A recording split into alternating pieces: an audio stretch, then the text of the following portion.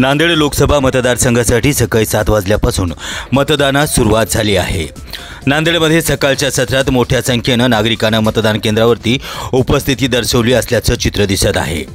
वजीराबाद येथील सखी मतदान केंद्रावरती मतदारांना गुलाब पुष्प देऊन मतदारांचं स्वागत करण्यात येत आहे। सकाळपासून या ठिकाणी मतदानासाठी लांबच लांब रांगा लागल्या आहेत। मतदान करायला आलेल्या महिलांच्या लहान बाळांसाठी हिरकणी कक्षाची स्थापना देखील या ठिकाणी करण्यात आली आहे। तर ITI येथील मतदान केंद्रावरती देखील सकाळी 7 पासून मतदानासाठी नागरिक येत आहेत। नांदेड जिल्ह्यात उत्साहात मतदान सुरू असून सकाळी 9 वाजेपर्यंत 7.73% मतदान जिल्ह्यामध्ये झालं आहे।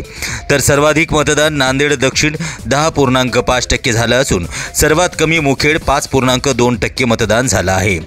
हळूहळू आता मतदान केंद्रावरती मतदारांची गर्दी होत असताना पाहायला मिळत आहे। देशोन्नती न्यूजसाठी स्वप्नील दुधारेसह पवन जगडमवार, नांदेड।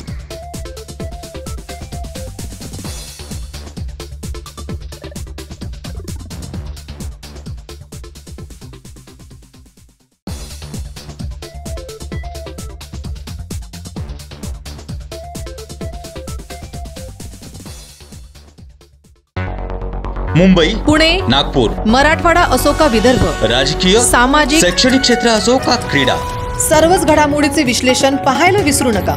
फक्त देशोन्नती न्यूजवर।